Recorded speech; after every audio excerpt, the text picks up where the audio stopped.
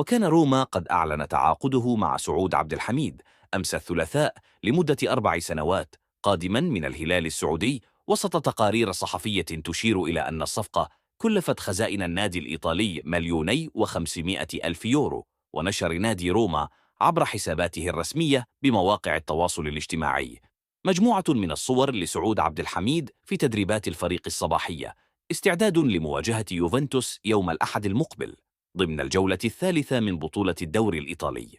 وحظى عبد الحميد باستقبال رائع من زملائه في الفريق، والذين قاموا بممر لدخول النجم السعودي قبل أن يتعرض لصفعات متتالية، وهو استقبال معتاد للصفقات الجديدة بين أندية كرة القدم حول العالم.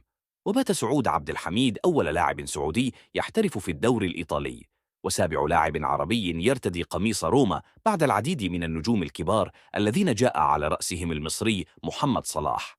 ويعد عبد الحميد 25 عاما أحد أبرز نجوم الكرة السعودية في السنوات الأخيرة، نظرا للإمكانيات الرائعة التي يمتلكها على المستويين الدفاعي والهجومي.